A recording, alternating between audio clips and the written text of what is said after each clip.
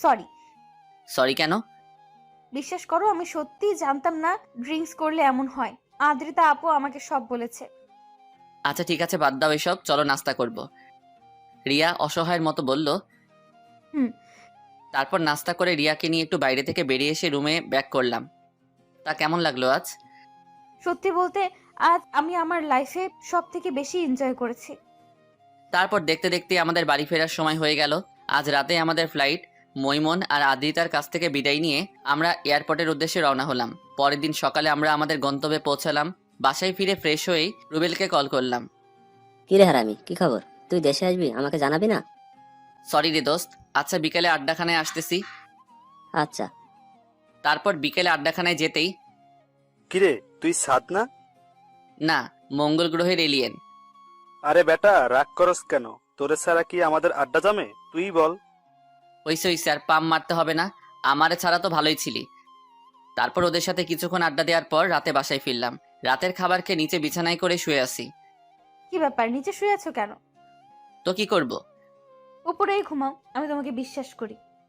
আমি এখানেই ঠিক আছি, এত করুণা দেখাতে হবে না। রিয়া মনটা খারাপ করে বিছানায় গিয়ে শুয়ে পড়ল। সকালে ঘুম থেকে উঠে ফ্রেশ হয়ে নাস্তা করে কলেজে চলে গেলাম। কলেজ শেষ করে বাসায় ফেরার জন্য গাড়িতে উঠতে যাব, ঠিক এমন সময় রুবেল বলে ওঠে। একটু এদিকে তাকা। আরে কি হইছে? আমি পিছনে তাকাতেই থমকে গেলাম। আমার পুরো শরীর দিয়ে ঠান্ডা স্রোত বয়ে গেল। রিয়া রিয়া রিকশায় বসে একটা ছেলের হাত ধরে তার কাঁধের উপর মাথা রেখে হেসে হেসে কথা বলছে। রুবেল অনেকটা রেগে গিয়ে বলল। চল, আজকে ওই শালার সেই দিন, শালারে মেরে হাড়গোড় ভেঙে দিব। না থাক, এখানে পাবলিসিটির মধ্যে কিছু করলে আমাদেরই মান সম্মান যাবে। চলো এদেরকে ফলো করি, দেখি ওরা কোথায় যায়, কি করে। তারপর ওদেরকে ফলো করতে করতে দেখি ওরা আমাদের বাসার সামনে রাস্তায় এসে ওই ছেলেটা রিক্সা থেকে নেমে রিয়াকে আমাদের বাসায় পাঠিয়ে দিয়ে ও একটা অন্য গাড়ি ধরে অন্য একটা রাস্তায় রওনা দিল।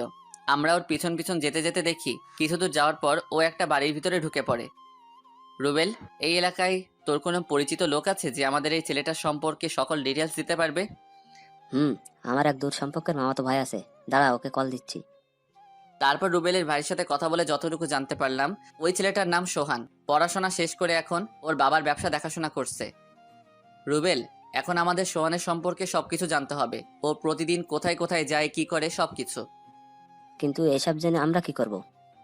দেখো, আমাদের যদি মনে হয় যে ভালো ছেলে, ও রিয়ার যোগ্য, তাহলে আমি নিজে রিয়াকে ওর হাতে তুলে দিব। পাগল হয়ে গেছিস নাকি? কি বলছিস এসব? হ্যাঁ ঠিকই বলছি। তাহলে তোর কি হবে? আমি যতটুকু জানি তুইও তো রিয়াকে ভালোবাসিস। হ্যাঁ ভালোবাসি বলেই তো আমি ওর কষ্টটা সইতে পারবো না।